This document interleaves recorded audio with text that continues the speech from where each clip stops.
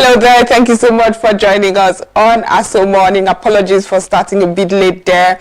You know how it often goes sometimes, but we would kick off from right here. My name is Joy Asoye. As usual, we'll try to finish up the newspaper review segment and then go join Dr. James Komolafe, who will give us those very important tips, of course, of health, mental health, emotional, spiritual, holistic well-being, really. And after that, we'll go have our first interview. We would start that interview where we'll be discussing very important national issues. We will not forget the Investment Plus segment, of course, where we'll be talking about financial management tips. The team has another set of tips right there for us today. Well, we have yet another interview this morning. We'll be talking about investing in survivor-led movements to end female genital mutilation. A lot of people still do not understand that it is a thing in the world, not just Africa. Female genital mutilation, how can we stop that and discourage that habit? Well, that's where we'll be discussing that as well. But that will be our package for Aso Morning. But at this point, because we've taken your time already, we'll just go straight to the newspapers and analyze papers that made front page this morning. And today we'll be starting with the Daily Independent newspaper. The Daily Independent newspaper is leading with Nigeria needs to borrow 21 trillion naira in 2024 to avert bankruptcy. Nigeria needs to borrow 21 trillion naira in 2024 to avert bankruptcy. That's quite concerning, considering we already have a death profile that a lot of experts have said is not sustainable to have. The past administration was paying more than 90%, about 96% of our revenue was using it for debt servicing. And here we are. Experts are telling us we need to borrow 21 trillion extra to avert bankruptcy. But what happens to our revenue generating agencies? Are we in fact even remitting as we should to government coffers so that there's a collective effort by everyone, not just to avert bankruptcy? Are there other things we can do except borrow? Can we tighten our belts? I mean, tighten from top to bottom, not just have us tighten and have and see some political officers flaunt largesse in our faces. Well, that story is on page 7 of the Daily Independent newspaper. You might have to pick it to understand why Nigeria will need to borrow an extra 21 trillion naira to avert bankruptcy in 2024. Basic education, Nigeria experiencing learning crisis. UBEC is saying that. Tariff hike, exchange rate volatility destroying our business. Exchange rate volatility destroying our business. The clearing agents are crying out. Hard times will soon fade away. First Lady Tinubu is saying hard times will soon fade away. That's quite interesting, considering right beside that story, we just read how we need to borrow 21 trillion naira. So hard times will soon fade away. Maybe the First Lady knows something that we do not. Well, Senate considers review of customs 5 trillion target upwards in second quarter. AMCON not planning to liquidate aero contractors. CEO is saying that. Climate change, NNPC Limited, US, Deloitte collaborate on greenhouse gas emission reduction from OML 34. Niger residents protest high cost of living, block roads. Labour Party asks Tinubu to seek help, says condition unmanageable.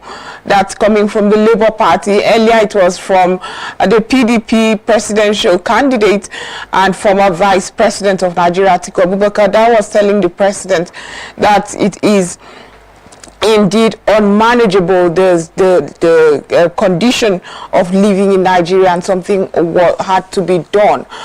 Okay, above the masthead, before we leave the Daily Independent this morning, escalating insecurity. Sergey Ubani called for state police through federalism. And the writer there says, current policing structure ineffective. Urge use of drones. Nance flay government over rising inflation. Threaten street protests. That's coming from the Nigerian student. Threatening street protests. And of course, if the Nigerian students go to the street, it will not be funny. It would indeed or stifle economic activities, and which will be counterproductive. I mean, if you are threatening, if you are protesting inflation, then it's time to get productive and not to stifle productivity. So I think the government should listen to NANS to avoid a street protest. To the Daily Trust we go at this moment. Protests rock Niger over cost of living. I think that's what is characterizing the papers this morning. Protest rocks Niger over cost of living. Jigawa Taraba residents want food prices controlled. Students demand action, say inflation threat to education. Kanu governor to meet president over hardship. Okay. Seek help to address situation, Labour Party tells Tinubu. Hard times over soon, First Lady is assuring. And at the footer of the Daily Trust newspaper this morning, many passengers abducted on Kogi Abuja Highway. Police protesters clash in Senegal over postponement of presidential polls. Police protesters clash in Senegal over postponement of presidential polls. Nigeria repatriates 18 Cameroonian illegal migrants from Benue. That's funny. We really often do not hear about Nigeria repatriating. Very often the story is the other way around. Nigerians repatriated.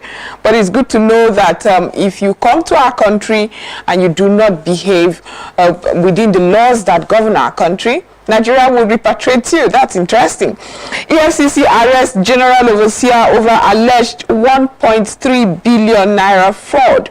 Below the masthead of the Daily Trust newspaper this morning, after Supreme Court's victory, Fintri vows to prosecute suspended Adamawa Rex allies.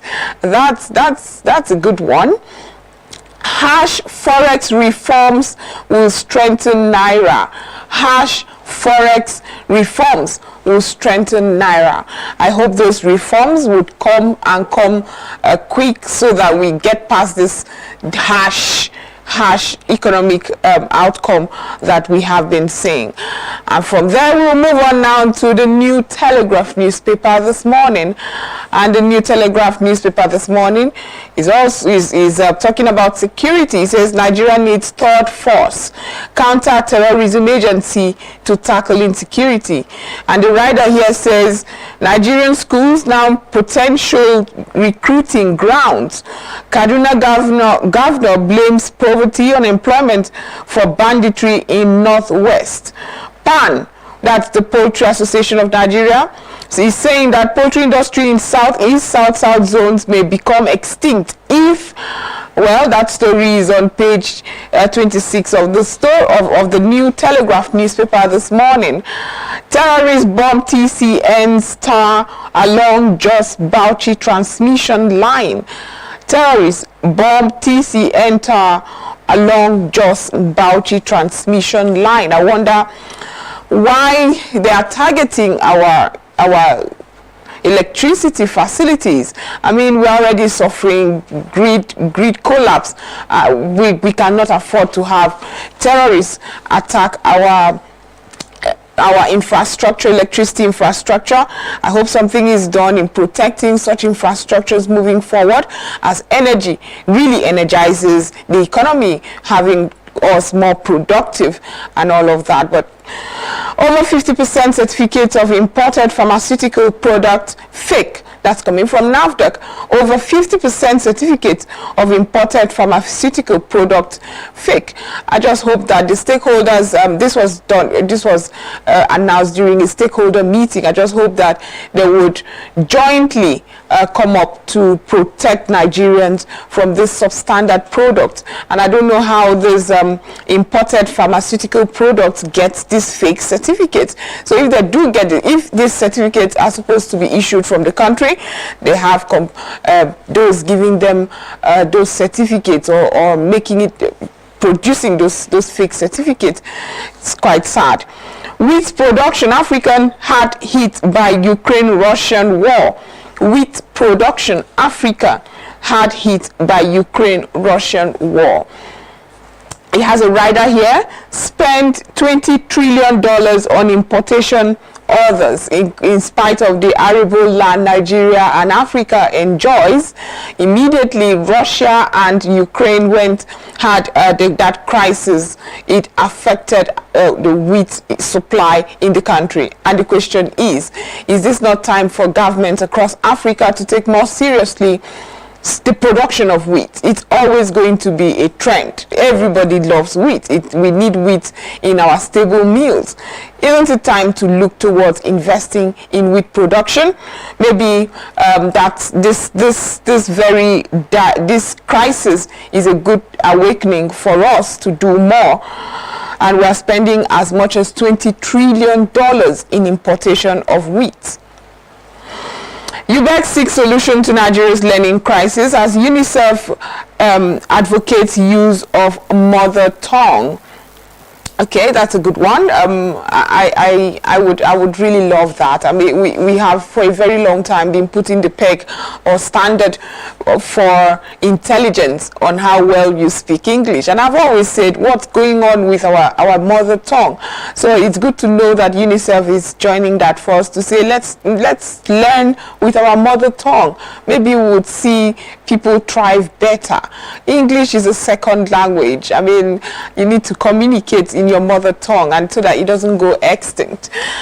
Above the masthead of the New Telegraph newspaper, Cardoso, new NPC to focus on price stability, inflation. That's coming from the CBN. DHQ, why we set up fact-finding team on plateau killings.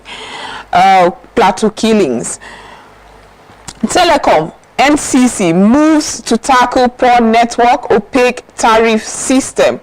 Okay, if we open that can, it would. I'm not sure what we'll find there. The poor network and opaque tariff system. Sometimes monies just disappear from your unit and you wonder why. You even get some alerts that monies have been taken, and I know a lot of people have noticed this lately. You buy data and it doesn't seem like that data is worth it. Let's say you buy 3 gig and you're asking yourself, how did 3 gig just disappear? I mean, top of my head, I didn't do as much. Well, the NCC should look into it. You would tackle it. I wonder how that's going to happen, but just ensure there's transparency in all of that. Tribute as veteran artist, poet, playwright Jimmy Solanke dies at 81. And at the footer we have here, Kanu governor to residents, I'll personally report devastating hunger, starvation to Tinubu. And the riders here say, Mina residents block roads to protest high cost of living. Niger governor blames food hoarders, speculators. Orders arrest, confiscation of trucks with food items. Study, compounds in salmon fish could lower cholesterol, heart disease risk. That's what a study says. Okay, we move on now to the Blueprint newspaper this morning, and the Blueprint has as its lead story, 8 days after Ododo's takeover, kidnappers swoop on 2 buses in Kogi. I'm not sure why the Blueprint is connecting the insecurity that is happening across with the the inauguration of the new governor of Kogi State. I don't know the connection, but that's an interesting one. It says 8 days after Ododo's takeover, kidnappers swoop on 2 buses in Kogi State. The riders here says passengers whereabouts unknown. Police arrest 6 suspects in Abuja. Okay, we have other stories here. First Lady pledges 5 million naira each for women farmers to train 2,960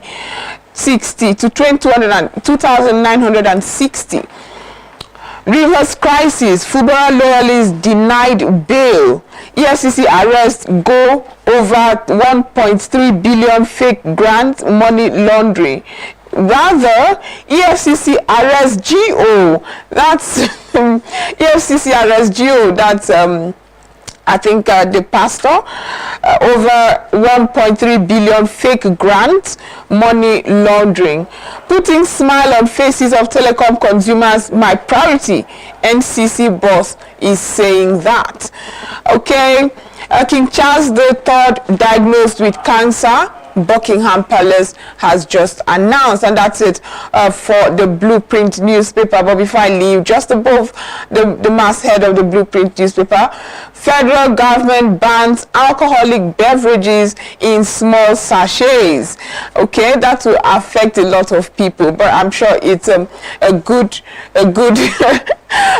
it's going to be very funny for some people who usually will get this. It's been very concerning for some of us who see how easily people get this sachet of alcohol, and I don't think those who sell those sachets even look at the age of the people buying. They just sell to whoever comes, and that's not even what's concerning.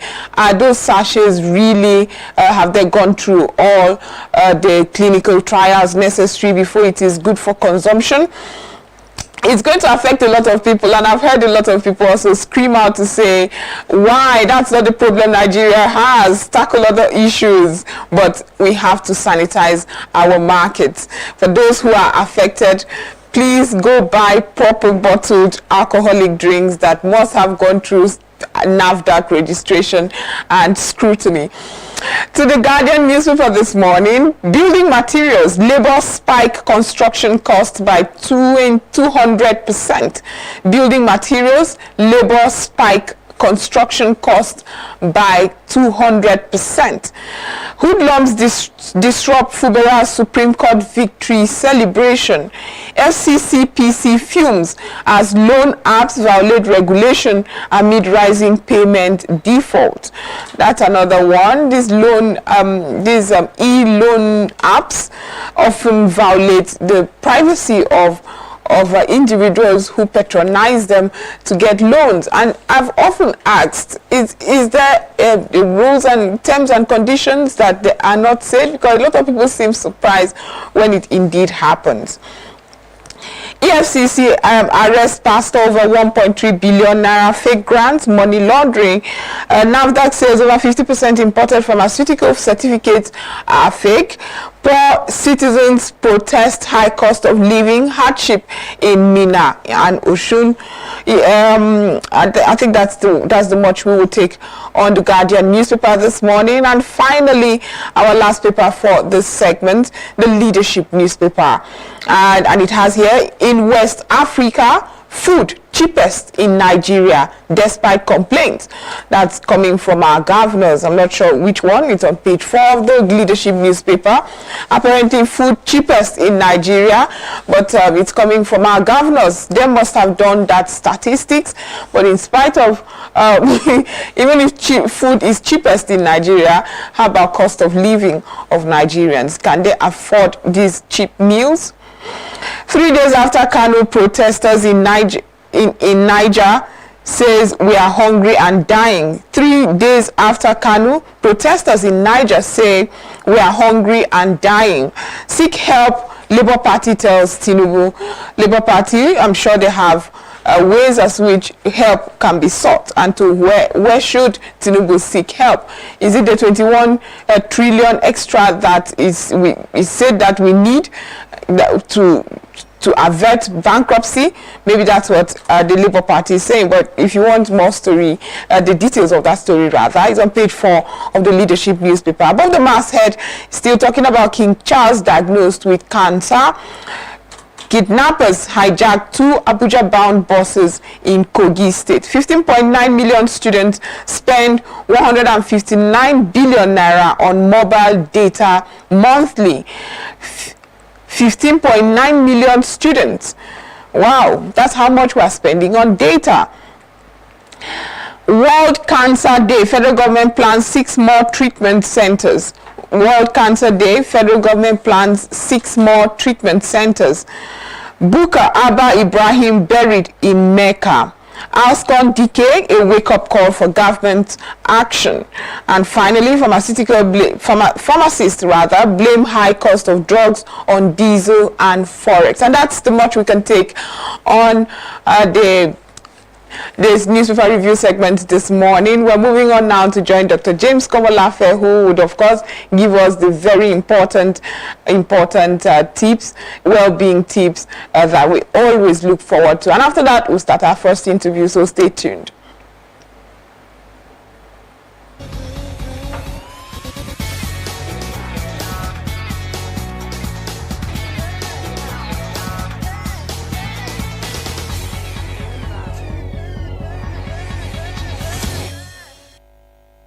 Welcome to the show. Dr. James Komolafe from Saba Resources Intervention Hub, your one-stop behavioral hub for full expression, where we check you up, neck up, to be sure you are good, neck down. We are on a series on behavioral checks fundamental. And today, on this episode 3, we are discussing responsibility is your live wire. What is a live wire? It's a cord of affection binding everything you are together from your inside to the outside. So what binds you together? Number 1, builds you. What binds you together strengthens you, packages you to manage without damage. Responsibility is to be at the center of your ability, what you have, reality, where you are, and activity, what you do. Why are you doing this? It is to be able to avoid the gaps, the loopholes, and the vacuum, so that you can be branded, grounded, and rounded. And that is the game of life. So, what does it mean to be branded?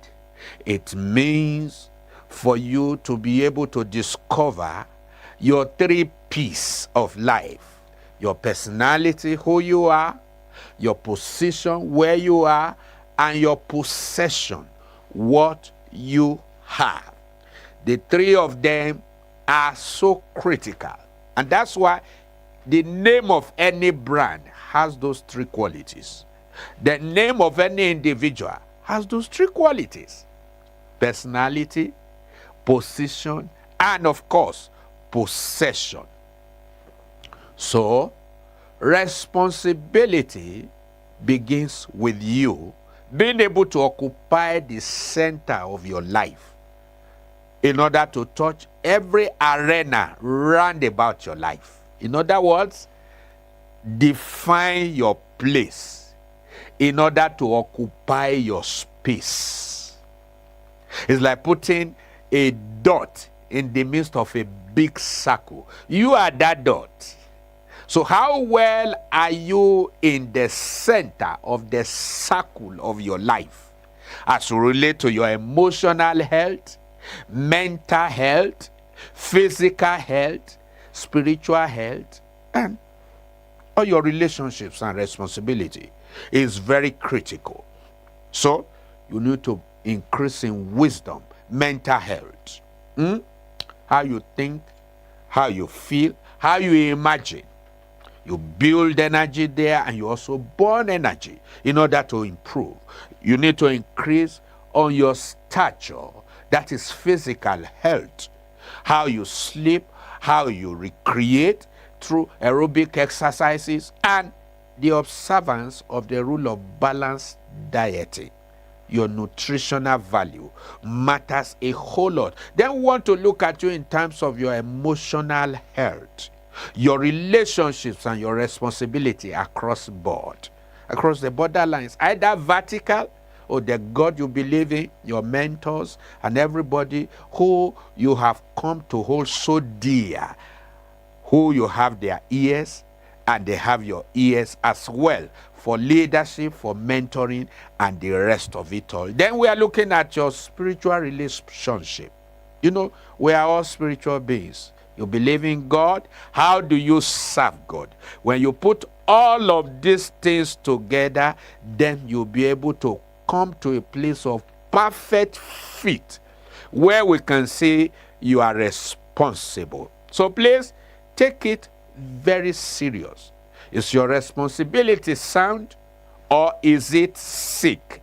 Responsibility by behavior is claiming ownership and not the otherwise. So see what you have, become your full self, and do what you can with your energy from today so as to showcase responsibility. My team and I in Saba Resources have helped so many institutions, individuals, organizations, and other discerning setup to become much more responsible. Put a call through today to Dr. Long Life at +234 8035 999 220, and you shall receive a support likewise. Thank you so very much. I hope you got value today. Cheers and bye-bye.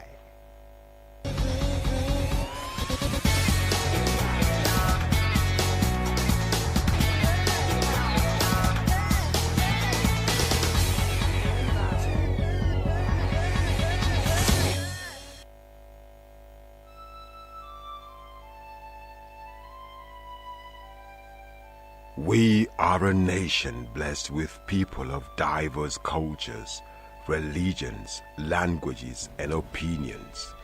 It is ironic that we are now being ripped apart by our greatest strength, our diversity.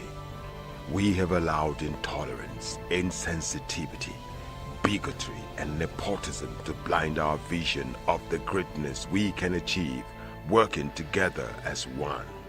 We may not have the same culture, nor religion, nor language, but we all belong to the same nation by the divine will of God. We did not choose to be Nigerians.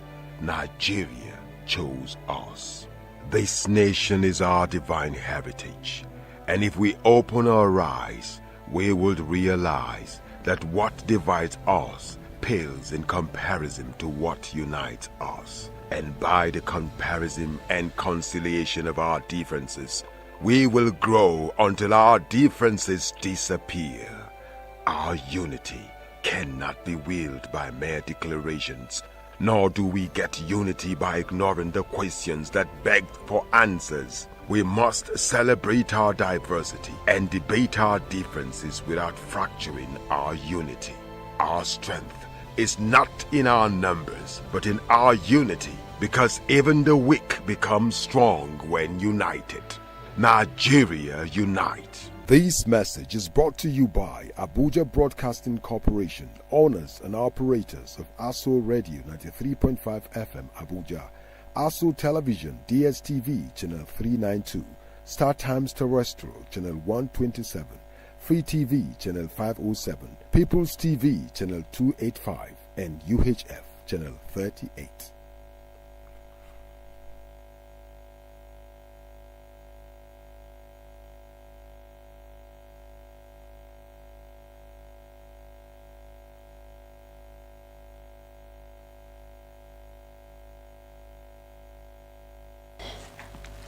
Welcome back from that, Dr. James Komolafe. Thank you so much for giving us those very important tips.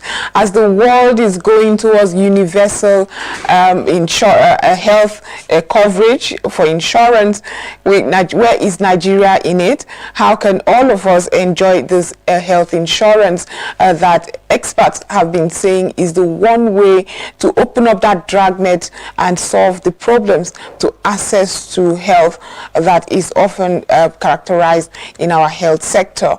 There are a lot of people who still pay out of pocket for little issues that they have, something that they should have just gotten an insurance.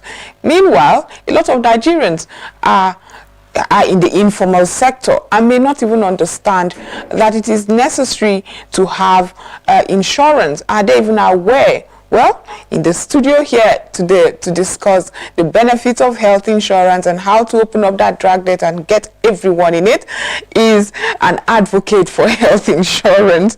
He is Martins AK. Martins AK, thank you so much for being part of the program. He's a program manager, Center for Social Justice. Thank you. It's nice to be on the show. Good morning. Good morning to you too. But let's go straight to insurance. For people who are watching us and wondering, what are they talking about? What would be your response?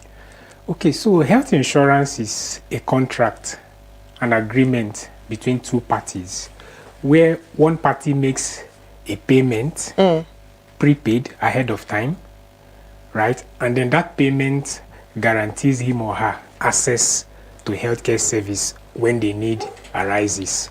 So I don't need to wait till I fall ill before I make payment or I rush to the hospital. If I could pay a certain amount of money, usually a token, very little, some people would want to see it as negligible amount over time. Then whenever I fall ill, whether I have money or not, all I then have to do will be to walk into a health facility and receive care because I have already paid well ahead of time, right? Or you are paying. Yes, or I'm paying. Yeah, it's a prepaid arrangement over time. But the important thing is that whenever I fall ill, I don't need to bother the size of my pocket at that particular time. All I have to do will be to walk into a health facility, knowing that you would get help. Yes, I will. There are other countries around the world that enforces it just so that everybody pays. You know, even the car insurance as well, you must have up-to-date insurance. Where is Nigeria when it comes to enforcement of insurance, of health insurance? In reality, you shouldn't even need anybody to force you to get a health insurance coverage. I would have loved the situation where we don't really need to enforce it. People just take it naturally because it's in their interest to have it. In some other climes, health insurance coverage is as high as 90-something% of the population. So it's in your best interest to have health insurance coverage. There was a study which WHO did years ago, and Nigeria's out-of-pocket health expenditure came up to as high as over 70%. So more or less, the payment for healthcare service that comes directly from the pocket over the counter, right, from your purse at that particular time that you need it is more than 70%, which is way higher than the WHO benchmark for what out-of-pocket expenditure for a country should be. So best practice, it shouldn't be more than 30-40%. But Nigeria's out-of-pocket health expenditure is as high as over 70%. Now, the higher your out-of-pocket health expenditure, the weaker your healthcare system. The lower the out-of-pocket health expenditure, right, which means more uptake of health insurance, the better for your health system. So we shouldn't have to enforce it, so to say. But however, the reality is that most Nigerians don't have health insurance, so it then comes back to that enforcement which you have then talked about. Interestingly, of course, we used to have the National Health Insurance Scheme, and then up until 2022, May precisely, the then president signed an amendment to the NHIS Act, now having NHIA, right, National Health Insurance Authority. And that law makes health insurance compulsory. So since May 2022, health insurance is compulsory in Nigeria. So anybody who is a citizen or resident of Nigeria who does not have a health insurance coverage, it's actually violating Nigerian Law. So it then comes to the issue of enforcement. But you see, it's difficult to enforce something that people are not even aware of, right? Most Nigerians don't know much about health insurance. They don't even know how it works. They are not even aware that it's compulsory. So if you have to now, would I say arrest people, you would be arresting people for something they don't even understand. Exactly. So maybe there's need for huge advocacy, a lot of advocacy, a lot of sensitization, a lot of awareness on what health insurance is, how it is beneficial to the individual and to the nation at large. Then at that point, people can then start enrolling freely and willingly by themselves. And most importantly, the services that people receive should be good enough, so that those who receive this good enough service can would also ambassadors and inadvertently advertise it. Exactly. But my question now would be, a lot of people are in the informal sector where it is not structured. Payment is often not structured, and they do not understand that they can enroll personally in any health insurance scheme that they want. But how can we ensure that those ones, is this advocacy, should it start with the hospitals when they come and you see that this one is paying out of pocket? You say, you can enroll. And what's happening with these HMOs? I don't think they're doing enough to sensitize. Meanwhile, they stand to gain more, if you ask me, really.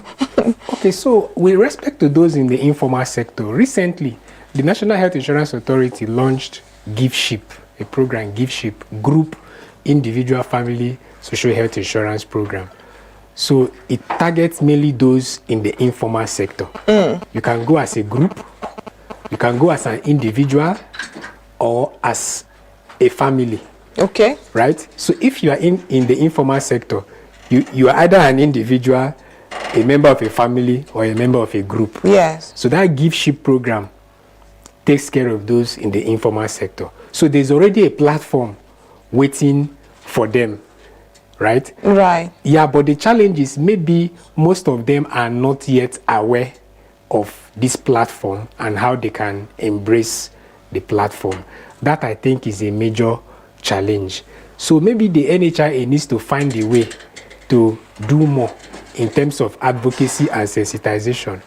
It can start from the hospitals, like you said.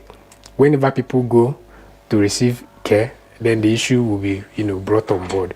It could also start from the places of worship, the churches, the mosques. But who should do it? Like I said, the HMOs, I don't think they're doing enough in advertising their own product, because the federal government, while it's no longer in their hands. Okay, really. So if you see the way the HMOs in Nigeria are, unfortunately, there was a lot of politics and, permit me to say, man no man thing in Nigeria, in how the HMOs came on board.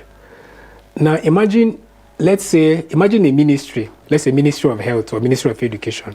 If I'm a key government stakeholder, right, those in government, their health insurance is deducted from source. Now because I'm a key government stakeholder, I can go and bring my brother who owns the HMO, and then he controls maybe Ministry of Health and Education, for instance. So everybody who is in that ministry automatically just goes with that particular HMO. So there's money coming in. So most people were looking at it from the money to be made rather than the service to be rendered. And that influence or costs a lot of the distribution of HMOs and all of that. But then there are some other HMOs that go to the field themselves to look for, would I say, enrollees, to market their services. So those who were privileged to get enrollees from government can sit down, cross their legs, and so long as these government ministries have employees, which they would always have, their subscription is sure. But then there are some HMOs that I know, I wouldn't want to mention names, that actually go to the field, do a lot of marketing, advertisements, send their agents to the field to bring people on board and all of that. So those ones are actually doing their best. So I think that the HMO thing is a mix. There are some that are doing what they should do, and some are not doing as much as they should do. So I think that is a miss. But then you are right, the HMOs need to do more, because it's not so much about the government now. It's something that it will be in their interest. Even the National Health Insurance Authority too, because in this case, they also provide service. Rather than being just a regulator, they're also a service provider. They also have insurance plans which they sell as NHIA. So they also have a role to play. The state social health insurance schemes, just like we have the FCT health insurance scheme here, they have a role to play, because beyond just regulating the sector, they also provide service. Okay. So they can also market. The HMOs can market. Everybody can market. So it's for everybody. The process of pushing the information out there is for everybody. Even though I agree with you that the HMOs should do more. Yes, they should do more. I think so. Yes, let's go back to this informal sector. Okay. Like you just said, the government staff often get deductions from source.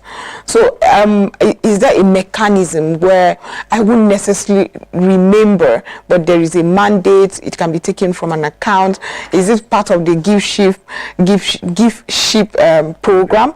Yeah. Can that happen? Yes, that is the way it is. So that now depends on the arrangement between you, the informal sector player, and the HMO. So it depends on the contract. Some people pay annually. As an individual, I could meet a HMO, we reach an agreement, and I pay annually. So once I have made my payment, it covers me for the next 12 months, right? No deduction needs to be made anymore for that 12-month period. However, if the 12 months elapses, after a certain maybe grace period, I will not be able to receive service till I make another payment. So the reminder then comes once in a year, which I think is not too much, so to say, right? If I have to make this payment once in a year, it's something that it's long enough for me to put myself in order. Some others may also choose to do quarterly payments or monthly payments, depending on what works for the individual, depending on what you agree with the HMO. So if you choose to do monthly, that's fine. If there is they could activate a system where that amount, the premium, is deducted every month from a certain account. And then if maybe for one reason or the other, the deduction couldn't be made because of maybe unavailability of funds, then the HMO can reach out. So I think that the gift ship program is structured such that it flows easily. All we have to do is just embrace it, and then it flows. Now we have trust issues. Nigerians have serious trust issues when it comes to insurance.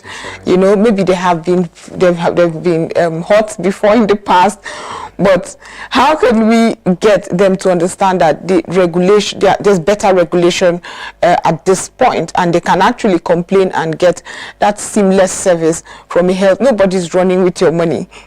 Okay, so if you look, even before we delve into health insurance, there's actually a trust issue in the insurance sector generally. Yeah. Just like we have the vehicle insurance, people have vehicle insurance, but sometimes when their vehicle gets involved in an accident, they don't even go to claim whatever damage or entitlements they have, despite the fact that they have paid for the insurance. So that insurance distrust comes generally across all sectors. Then by the time we go into health, it's a similar situation. There's also huge distrust in the health insurance sector. Even though some of it, well, you cannot blame the persons who are not having trust, because they've seen situations where if they go to claim facility to receive services, people who pay out of pocket sometimes get better service than those who pay through health insurance. There are hospitals where they have a separate clinic, a separate pharmacy for health insurance enrollees and those that pay out of pocket. So those that pay out of pocket get better treatment, maybe even in terms of the drugs and all of that. So you can't really blame them for that distrust, because they've seen it happen maybe to themselves or to their family members.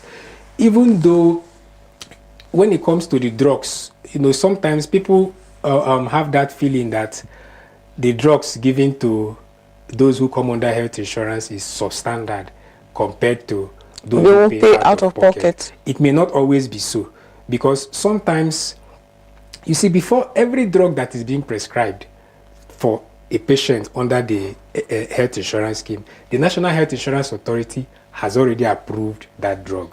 No health facility will give you a drug that is not approved by the National Health Insurance Authority for a particular treatment. And the National Health Insurance Authority, they have experts that know what drug works and what does not work. So most times, what you need are the basic drugs to treat a particular illness.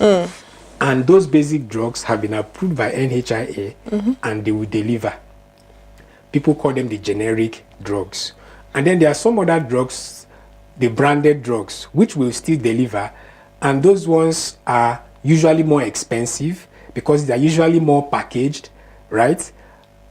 So sometimes Nigerians believe that the more expensive a drug is, the higher the quality. It may not always be so. It's just like malaria. There are drugs, malaria drugs that go for 2,000. There are malaria drugs that go for 5,000 and above. But even those 2,000 naira malaria drugs, if you use them according to the prescription, they will still treat you of your malaria.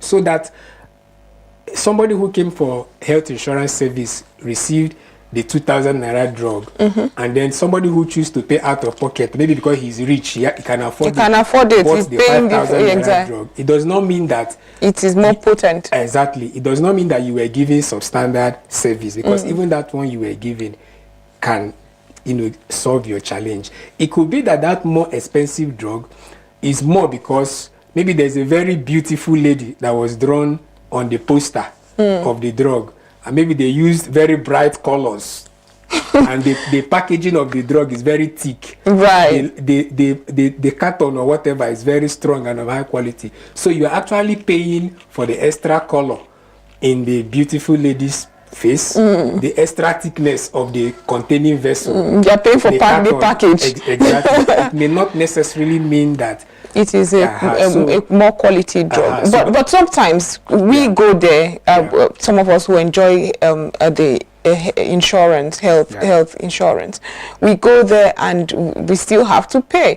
They don't have the drugs and they will not give you another one or a substitute. They'll just tell you the insurance clinic, insurance pharmacy doesn't have the drug.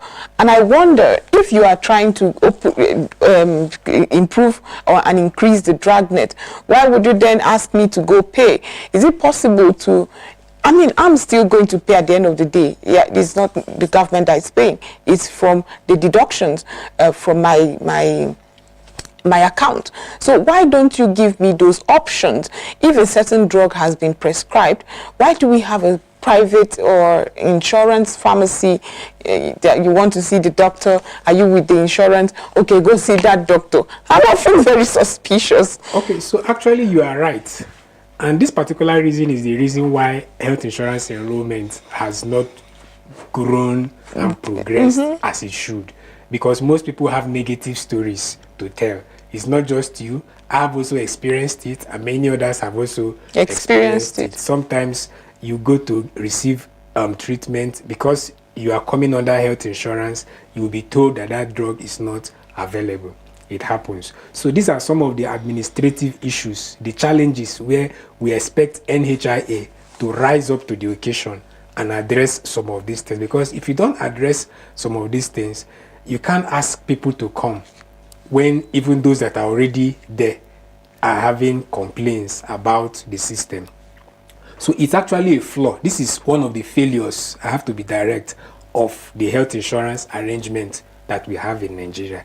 In this particular area, it's been a failure, and we want more action to be taken, because once this particular thing can be gotten right, it becomes easier, to just spread and have more persons on board. So, but I think it boils down to the issue of the regulation. Now, this is where NHIA has to come in, because if you ask the health facilities, they will tell you that the money that the HMOs provide to them is not enough.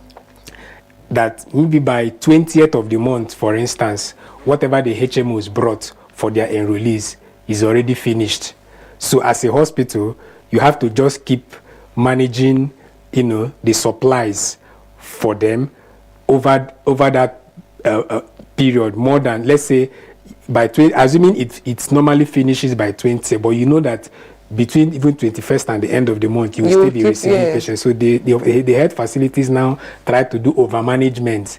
But if you ask the HMOs, they would also tell you that they have given these people enough, that the people are wasteful, they are stealing the resources, this and all of that. So there's a lot of blame games going around. Yes, HMOs fault the health facilities fault HMOs fault NHIA and all of that. So these are all the issues that are,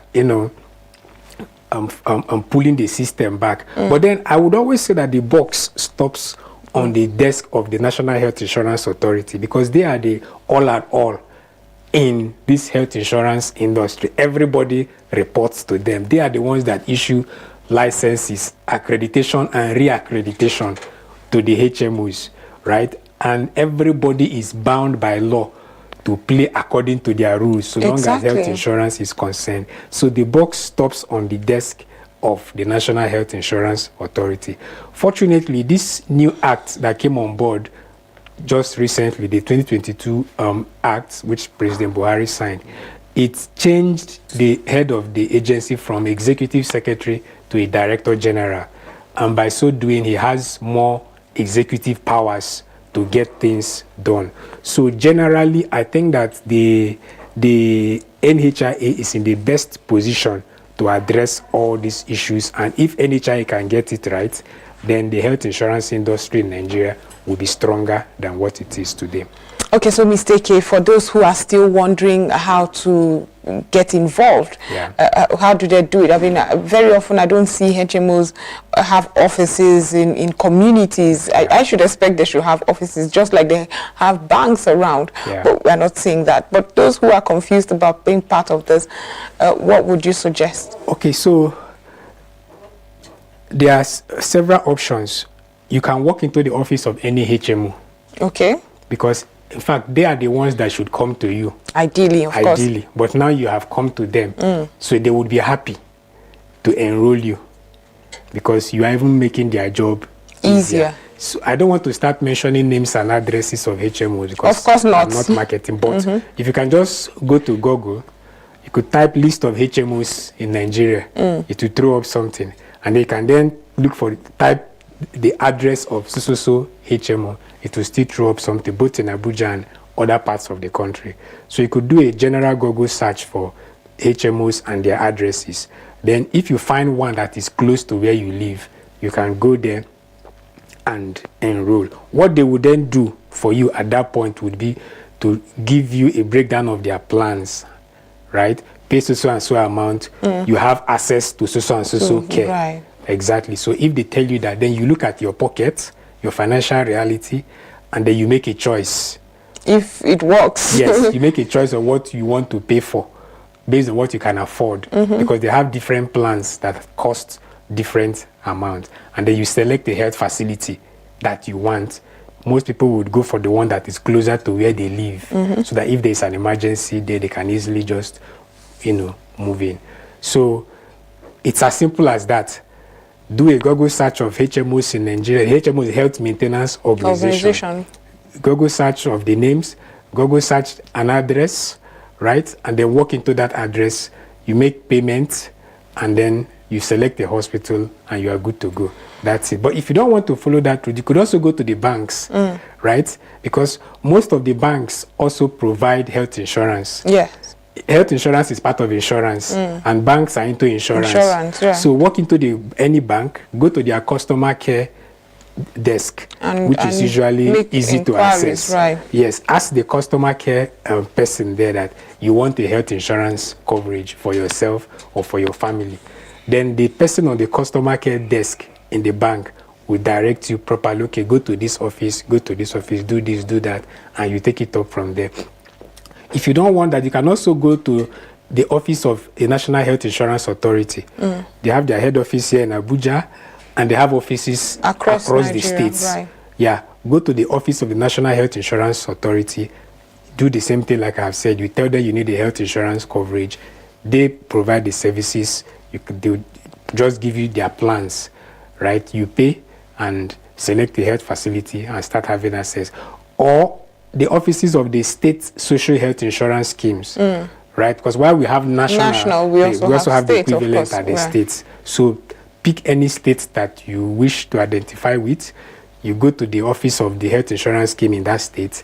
They also sell plans. Even though the challenge is that most states, for now, have not really kicked off the health insurance program as much as it should. I mean, in terms of receiving service, yeah, they all have their offices with maybe the executive secretary and some staff and all of that. But in terms of receiving the service, many of them are still struggling, trying to come on board. So you just have these things at the back of your mind and make your choice.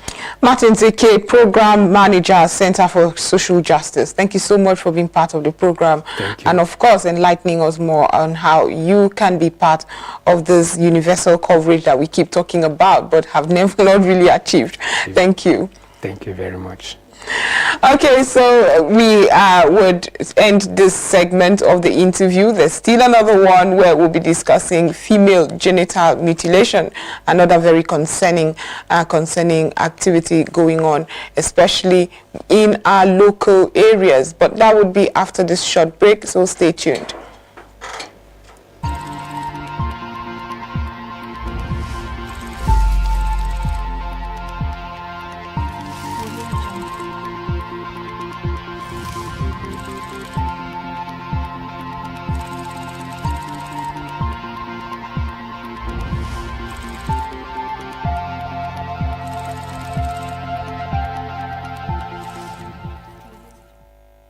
Hello and welcome to another episode of Investment Plus. Today, we're going to uncover the real reason why so many of you find yourselves struggling with your finances. It is actually time for you to confront that truth and empower yourself to make the necessary change that you have to make. Imagine this. You work so hard, long hours, every morning you have to wake up early, rush to the workplace, and then you come back month on month, your account remains empty. Now that's frustrating, and I know you agree with me. So today let's look at a few reasons behind our financial struggles and uncover the path to brighter financial future. Now, reason number one is the lack of financial education. Think about it. So how much time did you spend learning about money in school? Now the interesting thing for me with this is that we all go to school, come out of school, to go make money, yet while in school we are not taught much about making money. And that is very sensitive, because when you graduate from school, for example, personally, when I graduated and I started to work, I was a very brilliant student. I knew all the maths and the statistics. I never got a B. But getting to the workplace, I was always broke. It's about numbers, but I didn't have the right financial education. So you have to break free from the chain of ignorance. So you were not taught in school is not enough excuse. You were not taught at home is not enough excuse. You have to, on your own, look for financial education that will help you, equip yourself to start creating wealth. So that's the first reason. Reason number two is the temptation for instant gratification. Now, there's the law of impulse buying and keeping up with the latest trends. I mean, if you look everywhere around you, TV, social media, you're always bombarded with all sorts of things that would easily bounce you off if you don't build discipline. So people keep falling into that trap of wanting everything right now. But you forget something. Real wealth building takes time. Nobody creates wealth gratifying instant desire. So it's time for you to take a step back, reassess your financial spending, your spending habits, and distinguish between your needs and your wants. You have to be clear what it is you have to focus on now and what you have to put a pause on for later. Reason number three is the fear of taking risks. Investing in yourself and your dreams can yield tremendous rewards for you, but only if you conquer that fear and embrace opportunity, particularly if you've ever invested before and you lost monies. It could be that you're not afraid to take that step again, but that's not the right way to go. Because the truth is, when you realize that there's no other way to create wealth but to invest, what you need to do is to start to reassess the risks you take when it comes to investing. So you will have to embrace the concept of risks and start to invest. Now, here's the hard truth. The real reason that you're broke lies within you. It's about taking ownership of your actions and making necessary changes to create a better financial future. But listen closely to this. Being broke doesn't define you as a person. It is merely a temporary situation that can be overcome. I'm sure you've heard stories of a lot of wealthy people that started from nothing, and today they are very successful financially. So it is time for you also to rewrite your financial story, develop a growth mindset, seek financial education, resist the need to gratify your desires instantly, and then fearlessly pursue your dreams. Please remember that change that we're talking about starts from inside. Reflect on your financial choices every time. Identify areas where you need to improve and take action. It won't be easy, but nothing worthwhile ever is. So rise above the limitations around you, embrace the challenges, and transform your financial reality. Wishing you success in your finances. See you next time.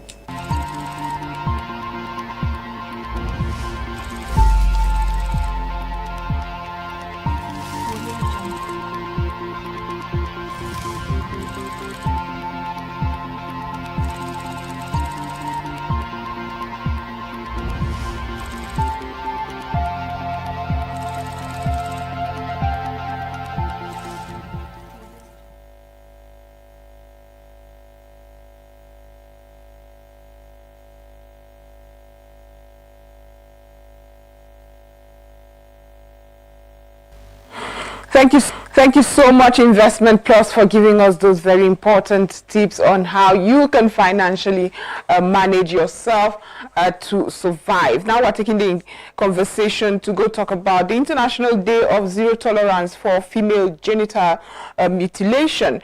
About 120 to 140 million women have been subjected to FGM, that's a female genital mutilation, and 3 million girls are at risk every year, according to the World Health Organization.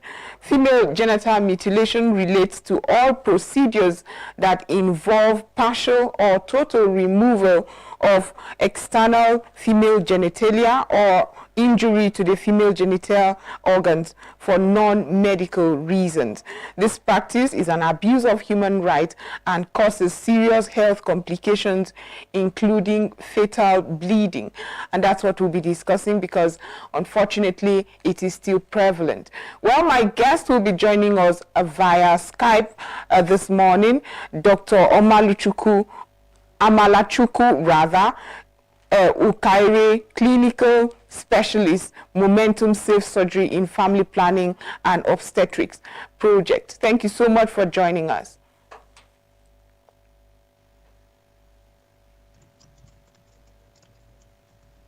Can you hear us? Hello, good morning. Good morning. I think I got the name wrong, Dr. Olumide. Thank you so much. Yeah, thank you. So, thank you very much for having me, and good morning to everyone. I also want to wish everyone here. Like I said in my introduction, unfortunately, in spite of 3 million at risk every year of female genital mutilation, in spite of the advocacy that has been ongoing over the years, it is still prevalent. What's causing it? Why have we not gotten people to shun this very harmful practice? Thank you. Well, one of the key things that drives female genital mutilation is so female genital mutilation is a practice that is deeply entrenched in cultural norms, and so where you have a practice that is driven by cultural norm, that is seen as a cultural norm, it's can be kind of difficult to eradicate. And so because of the cultural norms that drives the practice of FGM, because it is seen in societies, in communities where it is practiced, it is seen as a cultural norm. In some other communities, it is attributed to religious and religious norms. So that interplay of cultural and religious ideology that drives the practice makes the practice of FGM difficult to eradicate. And so whatever program, whatever intervention that is implemented to address FGM, to stop the practice of FGM, must be able to address those underlying factors, those root causes, which are tied down to social norms, which are tied down to religious practices too. So and again, we also need to recognize the fact that this is, like I said earlier, this is a behavior that is deeply entrenched. It's a culturally entrenched behavior, and so it's not something that will be it's not like a sprint. The race to eradicate FGM, female genital mutilation in Nigeria particularly, it's not a sprint race, it's a marathon. So it's not, because this is something that has been passed from generations to generations. So efforts to end female genital mutilation must also take this into cognizance and take this into cognizance and recognize the need to engage stakeholders, diverse stakeholders beyond the health sector, and also focus on deeply entrenching the interventions within the socio-cultural norms of people. And that is why the theme for this year has also recognized that need. Yeah, thank you. For enforcement, I'm talking penalization or even jail time for those still practicing it. Have we not explored the advocacy and the simple awareness campaign? Have we not explored it too much? Is it not time to say, you know what, anybody that is caught doing this would be penalized or would be jailed, would pay heavily in fine, just so that we do not have this continue in the future? Yeah, thank you. So actually, there is a law against female genital mutilation. So in 2015, the government then of President Goodluck Jonathan signed into law the Violence Against Persons Prohibition Act, which is called the VAP law. Now, the VAP law addresses all forms of violence against people, all forms of gender-based violence, in which includes female genital mutilation. It prescribes various sanctions that ranges from payment of fines to imprisonment. It imposes it on so there are ranges of sanctions against the practice of female genital mutilation. Now, so it's not as if the law is not there. The law is there, and most of in communities where female genital mutilation is practiced, the community leaders have also been engaged, and you even have community leaders that have imposed sanctions on those that are caught engaging in the practice. So that is like, so we recognize the need to adopt a stick and carrot strategy approach. Yeah. So what? Yeah. So why that law is there? Yes. So why that law is there? There is also the advocacy components where there are a lot of there have been previous and there are ongoing advocacy efforts to engage with community leaders at the various levels, community gatekeepers, to ensure that to address the issue of female genital mutilation, because the strategy or the intervention be multi-pronged. So you have the enforcement of you have the promulgation of the law aspect, and I've talked about the VAP law. Then you also have the advocacy aspect, which is engaging with gatekeepers at various levels, gatekeepers in various communities, engaging with women leaders and other groups in the community, and speaking of giving voices to survivors, those who have undergone the practice of female genital mutilation and are now speaking out that the practice should stop. So, and then you also have media campaigns.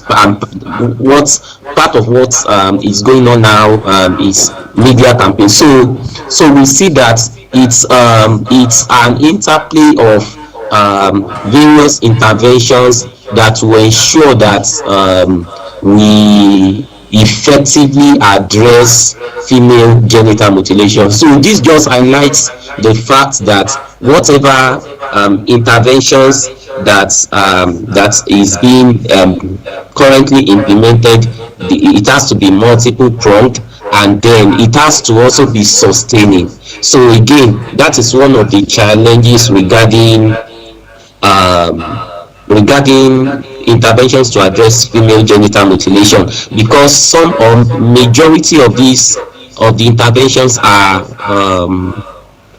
donor driven, sadly. So once the donor funding is not available, things tend to go back to where they were before. So, and to address a deeply entrenched practice like female genital mutilation, it's something that has to be sustained, because it's an intervention that has to be sustained with no breaks. And so that's why we need to recognize the fact, we need to recognize the need for intensified interventions that encompasses all stakeholders with no one left out. And then these interventions, like I told you, they need to be sustained. Now, so we've talked about that there is a law, we've talked about advocacy, we've talked about other things, but we also need to talk about the enforcement of the law. So who are the enforcers of the law? Of course, we know that the security agents are enforcers of the law, but the communities too, they also need to be, they are also involved in enforcing the law. So I've talked about communities where community leaders have taken it upon themselves to impose sanctions where people who are caught in the where those that violate the law are caught. So in some communities are taking it upon themselves to impose such sanctions on those that are violating the law. So by the time we put all these together and it is sustained, so the media advocacy is sustained, the awareness about the law is sustained, and then the enforcement of the law, and especially community ownership of enforcement of the law is sustained, then we can say we are on our way to ending female genital mutilation in Nigeria. Thank you. Of this trend is that medical professionals who, of course, society trusts, also are engaged in this, and they do not see anything wrong with it. And a lot of people would now say, oh, because I did it by a nurse, it must be safer. How do we even address, because it seems like this advocacy is not just from traditional practitioners. The medical staff have also been complicit in this as well. So is there an advocacy that goes to that level as well? Yeah, thank you very much. So medicalization of female genital mutilation is actually a big issue. Now, the findings from the National Demographic Health Survey in 2018 actually shows that while female genital mutilation has reduced in women aged 15 to 49 years, women of reproductive age, it has actually increased in girls aged 0 to 14 years. And one of the reasons for this increase could be attributed to that misconception among caregivers, among parents, among women, that if a health worker does the circumcision of the girl child, which is still female genital mutilation, it is safe and all that. But it is not. It is still not safe, and it violates the rights of the girl, and it also violates the Violence Against Persons Prohibition Act. So it is a misconception to think that a health worker performing the female genital mutilation makes it safe. It doesn't make it safe, and it doesn't protect the girl against the long-term consequences. The long-term consequences in terms of fertility issues, in terms of having a difficult being not able to enjoy sex in marriage, and other psychological issues. So we should because what people that take the female child to the health workers for circumcision think all about is the bleeding, the pain that the health workers would apply pain relievers and all that, and so, but they don't think about the psychological or psychological effects and the long-term effects on the girl, which cannot be prevented or which cannot be addressed, which no health worker can address. So yes, for the medicalization of female genital mutilation, so for example, the Momentum Safe Surgery in Family Planning and Obstetric, the MSSPO project, has also been engaging female health workers, wanting them to know about the Violence Against the Violence Against Persons Prohibition Act, the VAP law, engaging them to know that conducting female genital mutilation, it's a criminal offense, and that doing it by the health worker does not make it safe. And then more importantly, we've also trained health workers to be able to recognize if a girl or even a lady has undergone female genital mutilation, so that, for example, when such people come for antenatal care, they know that, this person, they will be able to recognize that this woman has undergone female genital mutilation. So the care that will be given to the lady, to the woman during antenatal care, can be more tailored towards addressing any potential complications that she might face during childbirth, and where the health facility is not able to provide such care, they will be able to refer the woman to they will be able to refer her to a higher level of health care, so that she can have a safe delivery. So these are things that need to be, these are things that we work with in terms of engaging with healthcare providers. Number one is sensitization about the VAP law, about the fact that, because sometimes too,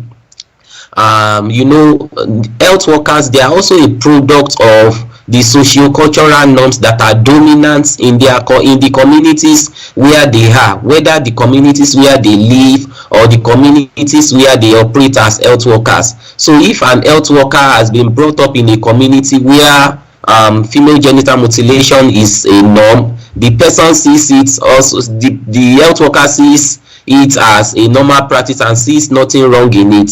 So it's also important that it's also important to create that awareness among health workers, and not just assume that because they are health workers they will automatically know that female genital mutilation is wrong. So continuous awareness, continuous orientation of health workers about the dangers of female genital mutilation, about the illegality of female genital mutilation, and also ensuring that it is part of their pre-service orientation, or when they are coming into, they are newly engaged, that orientation, that pre-service orientation that is done for newly engaged workers, that female genital mutilation should be part of it, so that as they are coming in, they know that even if even if it wasn't, of course, in their curriculum in the medical or nursing school, yes, it's part of it, but putting it as part of their pre-service orientation further reinforces the fact that they are not permitted to conduct female genital mutilation regardless of the pressures by community members or by clients. So all that is very important. Then it again is the need for health workers themselves to speak out against the medicalization of female genital mutilation. Thank you. It's a day set aside to spotlight what's going on. Now, how can we really celebrate it so that there's more awareness?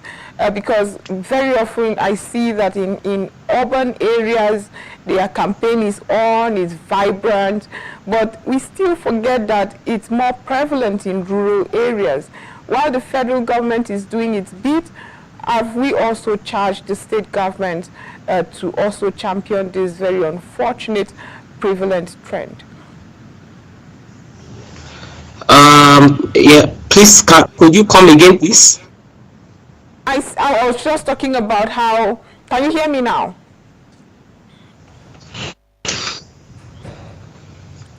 Can you hear me now? Yeah, yes, I can hear you. I was talking about how this campaign, have we cascaded it to the local communities? In the urban areas, we see the campaign really vibrant. We see organizations that advocate against the FGM very vibrant. However, how can we get it better to local communities? In this advocacy that you do, have you engaged state governors so that they can in turn engage local governments, and we take it to the grassroots where it is indeed more prevalent? Okay, thank you. So part of what we've been doing is to work with civil society organizations, community-based organizations that have extensive structures in communities and are able to reach to the grassroots, because that's also very important. So communities that are able to reach, community-based organizations, CBOs, CSOs that are able to reach, that have extensive reach into at the grassroots level. So that's part of what we've been doing, and through these community-based organizations, the civil society organizations, we've been able to also work with different structures in communities, different structures such as the World Development Committee. Every ward in Nigeria has so most wards in Nigeria has World Development Committee. So we work with the World Development Committee. Beyond that, we also the civil society organizations that we work with, particularly in Ebonyi State, has also established like a community-based structure that includes religious leaders, opinion leaders, women leaders, youth leaders, and other key stakeholders that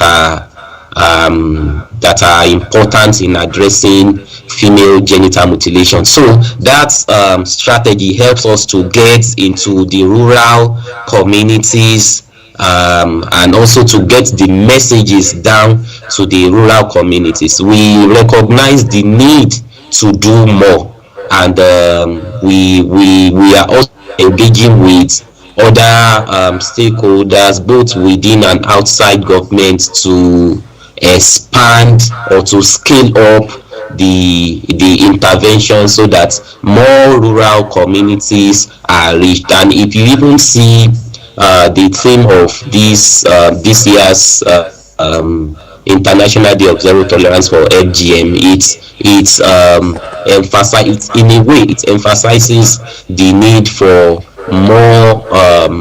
more focus on or at the community level, because it is looking at the voice of bringing out the voice of survivors, those who have undergone FGM. Yes, so we do all this to ensure that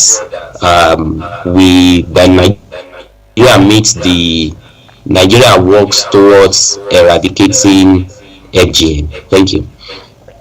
Now, before I let you go, the theme actually is very important.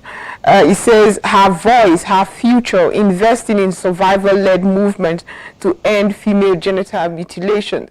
And when we talk about women and some of these cultural, prevalent, unfortunate cultural attributes that we bring to women, we don't bring men like you in the conversation. And some people are forced into this, but it's a man that can stand up to say, "I will not subject my daughter to this because I have heard." Are we doing this campaign to women who often do not have the voice enough to stand up and insist that they will not do this to their daughters when community pressures? How can we bring the men in the advocacy? Okay, thank you very much. That's a very observation. The men are not left out, and actually the theme for last year 2023 recognized the need to involve men and boys as active stakeholders in the fight against female genital mutilation. Now, I also need to bring this perspective. We may think that women do not have the agency or do not really have the voice, but the reverse is actually the case in female genital mutilation, because the practice of female genital mutilation is actually driven by women. You know, women who feel it is their tradition. It was something that was handed over to them by their parents, by their grandparents. It is something they have undergone, and their child too, or female children that are in their sphere of influence, must also undergo it. So this thing is really driven by women, and that's why this year's theme is giving more wants to give more visibility for women to speak out. Now, back to you raised, yes, there is a need again to continue to, because again it also takes men standing up to say no, this practice has to stop. So if there is that pushback from men, then or if there is that pushback and if there is that pushback from the men, then both men and women will now need to sit down in an extensive conversation to look at why are we even doing this, practice, and what has been the benefit, what has been the gain, and maybe that might stimulate an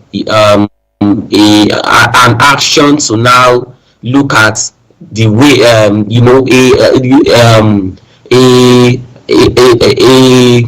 an intervention that is community owned. To this one is not externally imposed now, but something that the community has owned. The community, so bring a conversation that brings the community stakeholders into the awareness, into the consciousness that this practice, what has been the gain, how has it helped, how has it advanced our communities. So yes, we recognize the fact that both men and women they need to be at the vanguard of ending female genital mutilation. So the effort, the intervention is actually not one-sided. It includes both men and women. Yes, it's just that for this year we are saying that the survivors need to speak out. They need to speak out more, and it's also because the and of course the survivors are women. FGM survivors are women, and it's because we also recognize that covert push to sustain female genital mutilation is led by women, but on the outside you will feel it is men that are backing up the practice, but underneath you will see that it is actually women that are sustaining, pushing for the practice. So when survivors begin to speak out, and then the men also are involved in efforts to end female genital mutilation, then we can make that we can eradicate, we can put an end to FGM faster than envisaged. Thank you. Thank you so much, Mr. Olumide Adefioye, social and behavioral change specialist, Momentum Safe Surgery Project. Thank you so much for being part of the program and the work that you do. I wish you the strength and more grease to your elbow. Thank you very much. Thank you. Right. Okay, this is where we draw the curtains on Aso Morning Edition this beautiful day. We have discussed so much. I hope you have learned a thing or two. We started this discussion with the health insurance and now female genital mutilation that we need to kick out of our communities. My name is Joy Asoyen, wishing you a productive day ahead until tomorrow when we'll return with another interesting edition.